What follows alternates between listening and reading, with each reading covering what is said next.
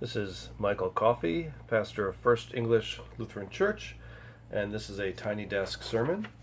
I'm taking a first look at the readings for this coming Sunday, August 27th, which is lectionary 21, and I'm just doing an impromptu reflection on the readings that catch my attention, and this Sunday I like the Isaiah reading.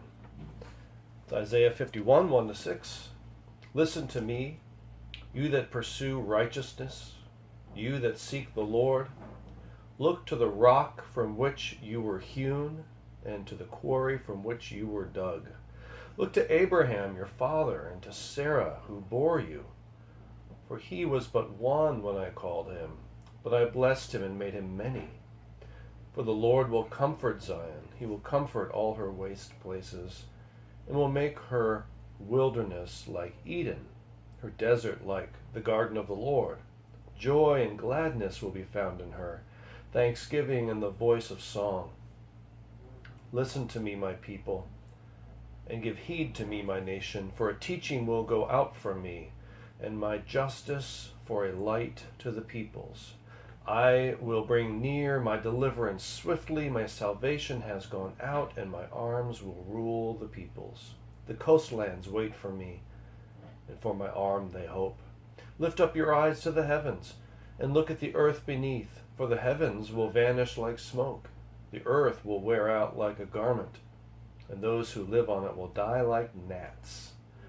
But my salvation will be forever, and my deliverance will never be ended.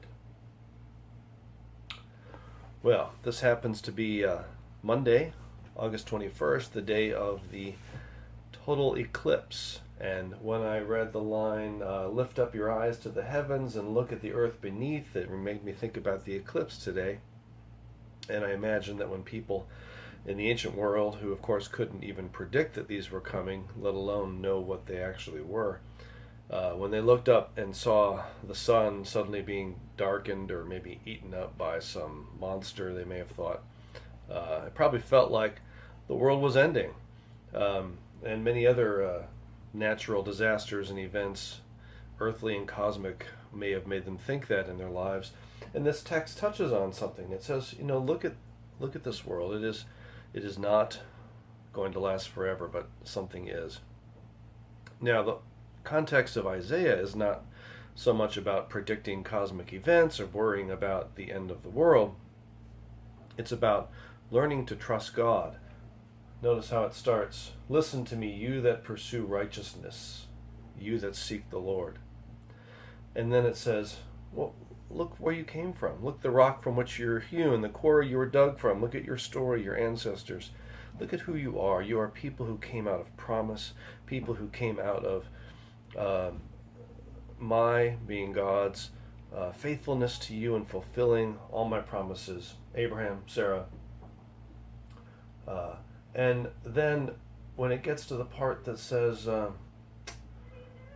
listen to me, my people, and give heed to me, my nation, a teaching will go out from me. And then in a parallelism it says, and my justice for a light to the peoples.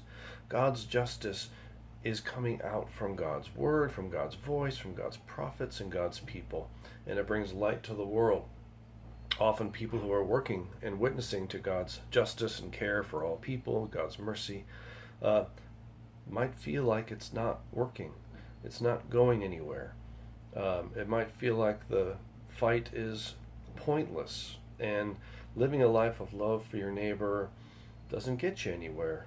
So this text says, for all of you people, striving to be faithful, trying to live a life of love, trying to witness to God's justice for others, look, no matter what, other things may fade away, but my salvation will be forever. My deliverance will never be ended. So people of faith who seek to live out God's will, seek to trust God in all we do, find ourselves in a struggle at times to help others who are being oppressed, to bring justice into the laws and into the ways of society.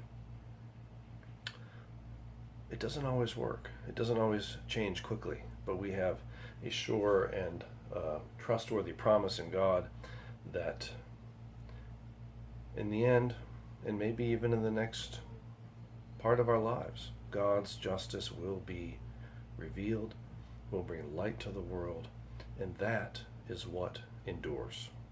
So we give thanks to God for God's eternal mercy and justice. Peace to all.